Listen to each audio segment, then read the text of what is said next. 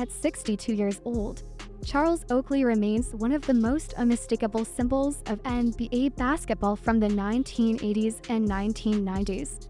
He was never defined by scoring totals, but by sacrifice and grit. Across 19 NBA seasons, Oakley appeared in 1,282 games, poured in over 12,400 points, pulled down nearly 12,000 rebounds, and established himself as one of the league's most reliably durable rebounders ever. He earned an NBA All-Star selection in 1994, was named to the NBA All-Defensive First Team that same year, the All-Defensive Second Team in 1998, and received NBA All-Rookie First Team honors in 1986. During his very first season, Oakley was among the rare non-centers to lead the league in total rebounds multiple times within a season, embodying the kind of player who laid foundations instead of chasing spotlights. Wearing a Chicago Bulls jersey, he served as Michael Jordan's personal shield during Jordan's early NBA years. In New York Knicks colors, Oakley evolved into the heartbeat of an era defined by physical, unforgiving basketball, helping drive the team to the 1994 NBA Finals and repeated deep runs in the Eastern Conference playoffs. Though Oakley never captured an NBA championship ring, he earned something far rarer: the complete respect of his teammates and the quiet dread of those who faced him. His legacy isn't built on highlight reels, but on becoming the gold standard for the enforcer role, the man who absorbs punishment, maintains order, and protects team principles in a time when honor outweighed image. And yet, when you step back and examine the stats, the accolades, the recognition, the irony of Oakley's life becomes impossible to ignore. Today, there is no arena tribute waiting for him, no honorary seat, no official ceremony. A man who logged more than 1,000 NBA games, reached All-Star status, and stood on the final stage now lingers on the edges of collective memory. Oakley's pain isn't rooted in the absence of a championship ring, it comes from the silence that followed years of sacrifice. His body bears the scars of nearly 2 decades of collisions, with joint pain and spinal issues greeting him every morning. But heavier than the physical toll is this sense of being forgotten in the very history he helped build. Still, Oakley does not ask for sympathy. He doesn't lower his head to demand remembrance, nor does he apologize to seek forgiveness. The same resolve that carried him through almost 20 NBA seasons remains intact, accepting the lack of recognition, but never denying the work he put in. Some men don't need a final trophy to prove they paid the full price for greatness. If you want to continue exploring the hidden layers of the Charles Oakley story where loyalty, honor, and isolation weave through a lifetime, subscribe to the channel so you don't miss the next chapter.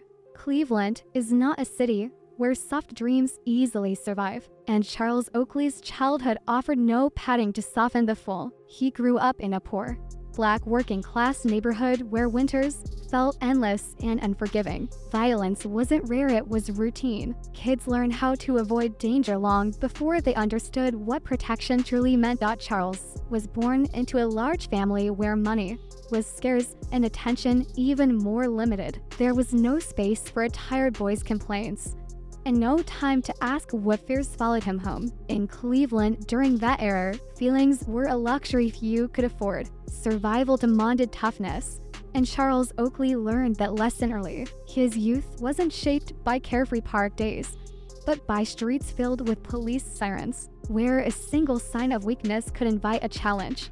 Before Charles ever learned how to dream, he learned how to take a hit. He understood, even as a boy, that without strength, the world would flatten him without hesitation. School offered no refuge, just another environment of pressure. Teachers were overwhelmed. Friends were focused on staying afloat themselves. In that environment, Charles didn't stand out for talent, but for his quiet presence and his refusal to bend when tested. Basketball didn't arrive as a fantasy of fame, it arrived as a lifeline. The court wasn't heaven, it was simply the one place where fear, anger, and frustration could finally be released. The rules there were clearer than the streets.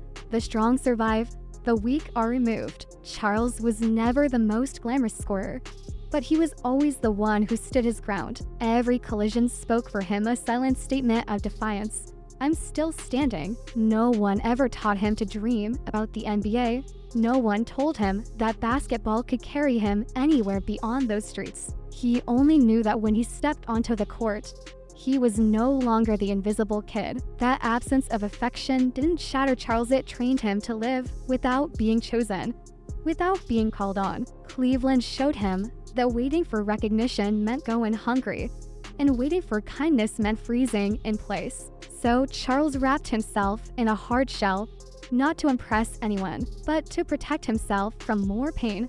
During those long nights in a poor neighborhood, when streetlights stretched shadows across exhausted faces, young Oakley developed instincts built purely for survival. He didn't need sympathy. He only needed enough strength to keep moving forward. From a place where childhood had no space to exist, the roots of a man accustomed to being left behind quietly began to grow. Charles Oakley didn't carry comfort into adulthood, he carried resilience. And that resilience, as painful as it was, became the base for everything that followed. Cleveland didn't hand him dreams, but it gave him something harsher: the toughness required to survive a world that never bends. Leaving Cleveland didn't mean stepping into brightness. When Charles Oakley arrived at Virginia Union, he quickly realized the wider world was no softer. That small HBCU had no television cameras, no NBA scouts lining the bleachers, no headlines praising rising talent.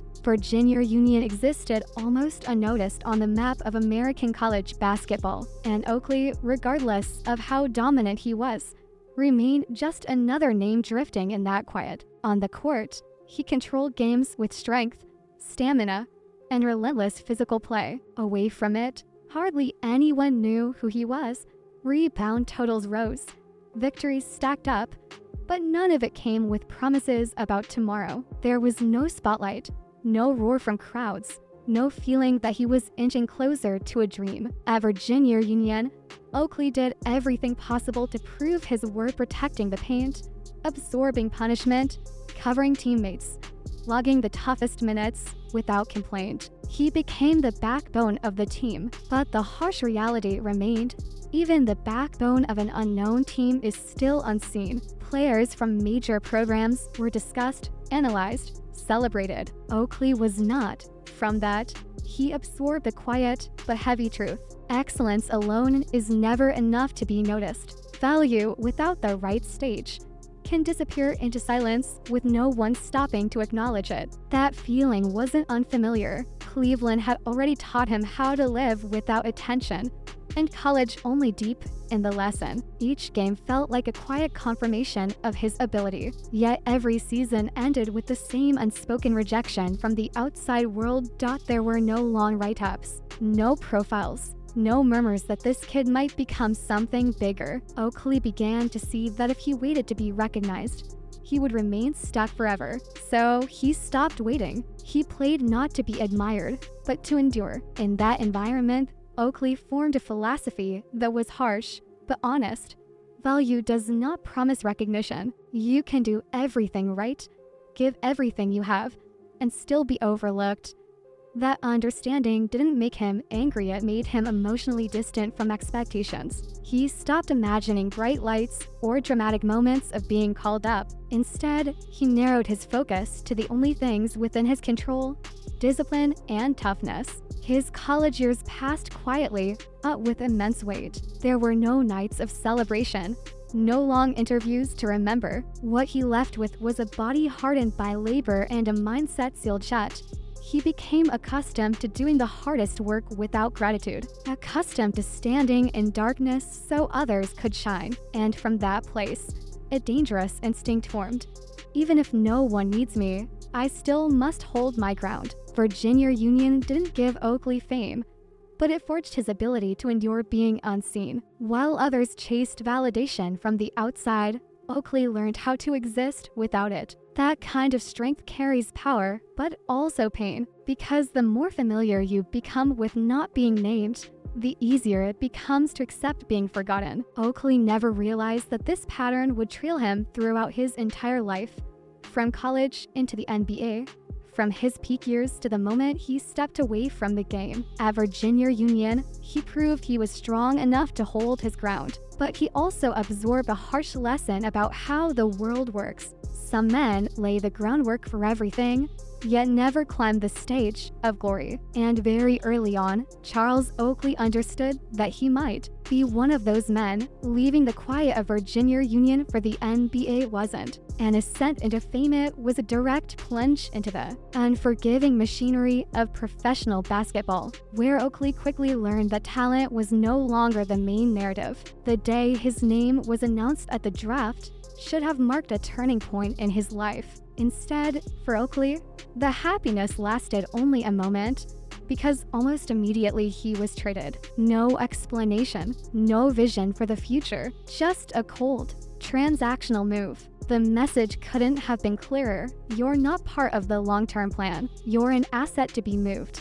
When Oakley pulled on the Chicago Bulls jersey, he didn't enter a family or a collective built on people. He stepped into a system designed to manufacture stars. Inside that system, Oakley wasn't viewed as a man with dreams or limits. He was seen as a necessary instrument to protect what mattered most. The Bulls didn't need Oakley to shine. They needed him to stand in front of danger. There was no need for scoring, no need for recognition, only the toughness required to absorb punishment for someone else. Everything in the NBA moved quicker, struck harder, and operated more ruthlessly than any environment Oakley had known before. Collisions were no longer emotional outlets. They were job assignments. Falls weren't accidents, they were expected outcomes of the role. Oakley was taught through experience, not conversation, that his worth rested in how much he could endure. When Michael Jordan attacked the rim, Oakley had to be ready for swinging arms, flying elbows, and brutal contact. Violence became the language of survival, the only way to prove he deserved to be on the floor. No one asked Oakley how he felt. No one paused to think about the toll his body was taking. In that world, silence was treated as agreement. Oakley learned quickly that the NBA doesn't reward loyalty, it punishes weakness. Hesitate, and you're gone. React a second too late, and you're replaced.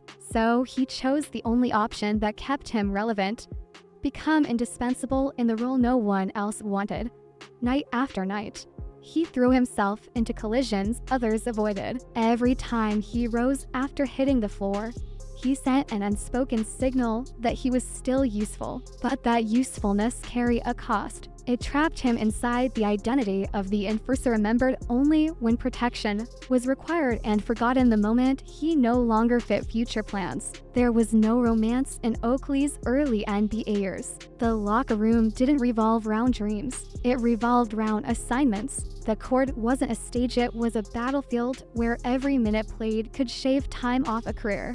Oakley accepted the reality not because he loved violence, but because he knew it was the price of not being pushed aside. His body soon began to show the damage: sore shoulders, a stiff back, knees grinding after every game. But those pains weren't seen as warnings. They were viewed as proof that he was performing his role correctly. Inside that machine, Oakley was never asked what kind of player he wanted to become. The role was already defined, and resistance meant nothing. He learned to accept that recognition, if it ever arrived, would come late and incomplete. His teammates understood his value, but the outside world rarely did. Statistics failed to capture the full story, and quiet sacrifices almost never made it onto highlight reels. Oakley lived on the thin line between being essential and being expendable, where a single tactical shift or front office decision could erase his place. In that reality, violence stopped being a choice and became the only language Oakley had to assert that he existed. Every collision served as an answer to a question the NBA never openly asked: do you belong here? Oakley responded by holding his ground, by refusing to retreat, by allowing his body to absorb punishment meant for others. Yet beneath that hardened exterior, a realization slowly took shape. If your worth is defined solely by how much pain you can endure, then the moment you can no longer endure it, your worth disappears. Oakley didn't know when that moment would arrive, but he began to sense how fragile his position truly was. The NBA gave him a path to survive, but demanded payment in the form of his body and his identity. And once that machine began turning, it wouldn't pause simply because one man had fulfilled every expectation placed on him. Inside the unforgiving grinder of the NBA, where value is judged by immediate efficiency and replacements are always waiting, the bond between Charles Oakley and Michael Jordan emerged not from promises, but from the harsh realities of the court. Jordan was the Chicago Bulls' most valuable possession, the future the entire franchise had placed its bets on. And to safeguard the future, the Bulls required someone willing to stand between Jordan and the league's violence. Oakley became that man. No contract spelled it out. No lengthy conversations were needed. The role revealed itself through action. When Jordan attacked the basket, Oakley had to be there, prepared to take every hit on behalf of his young teammate. Loyalty in this context wasn't about ideals, it was an unspoken assignment. Oakley shielded Jordan with his own body. Every collision, every moment stepping in front of flailing arms, every confrontation that never appeared in box scores became part of a silent agreement. When opponents tried to intimidate Jordan, Oakley answered. When tempers flared and physicality escalated, Oakley absorbed the consequences. He was labeled aggressive, marked as a troublemaker, and watched closely by referees. But all of it was accepted as the cost of allowing Jordan to play without restraint. Oakley didn't rack up points or dominate highlight reels, yet he was present in every moment Jordan needed room to grow. That sacrifice earned no public gratitude. There were no ceremonies, no tributes, no extended interviews detailing Oakley's importance during the Bulls' early years. Statistics failed to capture the chefs, the screens, the times he placed himself between danger and his teammate. Oakley lived in the shadows of history, where the most vital contributions are often the least acknowledged. And still, he didn't complain. Cleveland and Virginia Union had already taught him that waiting to be recognized was a risky mistake. He chose silence and carried out his duty, believing that loyalty, even when unseen, still held meaning. But the NBA doesn't operate on permanent values. As Jordan became the undisputed centerpiece, and the Bulls began imagining a new identity, faster, sleeker, less physical, Oakley's loyalty started to feel like an inconvenience. The cruel irony was that the very traits that once made him essential, his toughness, his willingness to confront, his readiness to absorb punishment, now made him appear outdated. The era shifted, and with it, loyalty was reduced to a replaceable variable. When Oakley's name appeared in trade discussions, there were no long talks about the years he had given. No one revisited the times he stepped forward to protect Jordan, or the nights he took punishment so others wouldn't have to. The decision was executed cleanly and coldly, like a necessary calculation for the team's future. To the organization, it was strategy. To Oakley, it was the first moment he truly understood that loyalty was not a two-way promise. He had given everything he had, and when he no longer fit the vision, he could be removed without explanation.